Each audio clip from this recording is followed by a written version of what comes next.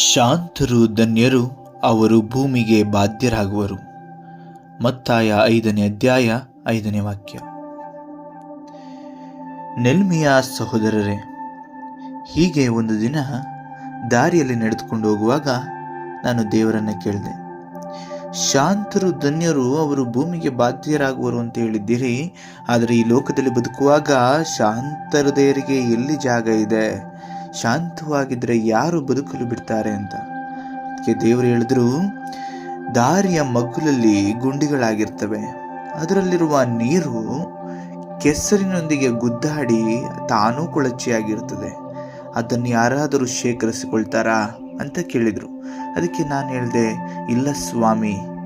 ಅದಕ್ಕೆ ಅವರು ಹೇಳಿದರು, ಯಾರು ಈ ಲೋಕದಲ್ಲಿ ಇನ್ನೊಬ್ಬರು ಮೋಸ ಮಾಡ್ತಾರೆ, ವಂಚನೆ ಮಾಡ್ತಾರೆ, ದ್ರೋಹ ಮಾಡ್ತಾರೆ ಅಂತ ತಾನೂ ಮಾಡುತ್ತಾ ತನ್ನಲ್ಲಿರುವ ಶಾಂತಿಯುತ ಜೀವಿತವನ್ನು ಕಳೆದುಕೊಂಡು ಅಶಾಂತ ಹೃದಯಗಳಾಗಿ ಪರಿವರ್ತನೆ ಆಗ್ತಾರೋ, ಅವರೆಲ್ಲರ ಹೃದಯದ ಜೀವಿತವು, ಅವರೆಲ್ಲರ ಬದುಕು ಕೂಡ ಹಾಗೆ.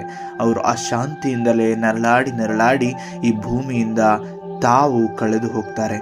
ಆದರೆ ಈ ಲೋಕದಲ್ಲಿರುವ ನದಿಗಳನ್ನು ನೋಡಿದ್ಯಲ್ವಾ, ಅವುಗಳು ಯಾವತ್ತಾದರೂ ಹರಿಯುತ್ತಾ ಹೋಗುವಾಗ ಜನರು ಹೋಗ್ಲಿ, ಅದು ಇರೋದು ಬೇಡ ಅಂತ ಹೇಳ್ತಾರಾ?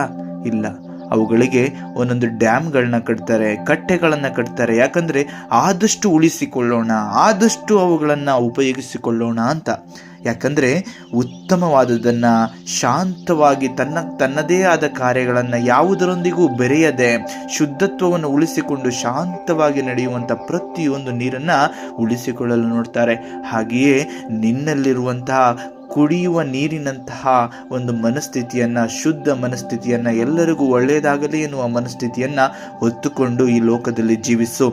ಆಗ ನಿನ್ನ ಹೃದಯವು ಸದಾ ಶಾಂತವಾಗಿರ್ತದೆ, ಆಗ ಈ ಲೋಕವು ನಿನ್ನನ್ನು ಉಳಿಸಿಕೊಳ್ತದೆ ಎಂಬುದಾಗಿ ಹೇಳಿದರು. ಪ್ರಿಯರೇ, ಹೌದು, ಎಷ್ಟು ಸತ್ಯ ಅಲ್ವಾ? ಈ ಲೋಕದಲ್ಲಿ ಜೀವಿಸುವಾಗ ಅವರು ಹಾಗೆ ಮಾಡಿದ್ರು, ಇವರು ಹೀಗೆ ಮಾಡಿದ್ರು ಅಂತ ನಾವು ಕೂಡ ಹಾಗೆ ಜೀವಿಸುವುದಾದರೆ ನಮ್ಮ ಬದುಕು ಅಶಾಂತಿಯಿಂದ ಕೂಡಿ ಕೋಪ, ದ್ವೇಷ, ಮನಸ್ತಾಪಗಳೊಂದಿಗೆ ಅಶಾಂತಿಯುತವಾಗಿ ಬದುಕೇ ಸಾಕೆನ್ನುವಂತಾಗ್ತದೆ. ಆದರೆ ಯಾವಾಗ ನಮ್ಮ ಬದುಕು ಪ್ರತಿಯೊಬ್ಬರನ್ನ ಪ್ರೀತಿಸುತ್ತಾ ಎಲ್ಲರಿಗೂ ಒಳ್ಳೆಯದನ್ನೇ ಬಯಸುತ್ತಾ ಜೀವಿಸಿದ್ದೆ ಆದರೆ ಆ ಬದುಕು ಎಷ್ಟು ಸೊಗಸಾಗಿರ್ತದೆ ಮತ್ತು ಹೃದಯವು ಎಷ್ಟು ಶಾಂತವಾಗಿರ್ತದೆ. ಹಾಗಾಗಿ ನಾವೆಲ್ಲರೂ ಎಲ್ಲರಿಗೂ ಒಳ್ಳೆಯದನ್ನೇ ಬಯಸುತ್ತಾ ಪ್ರೀತಿಯಿಂದ ಜೀವಿಸುತ್ತಾ ಶಾಂತ ಹೃದಯಗಳಾಗಿ ಜೀವಿಸೋಣ, ಈ ಲೋಕಕ್ಕೆ ಬಾಧ್ಯರಾಗೋಣ. ಜೈ ಯೇಸು ಕ್ರಿಸ್ತ.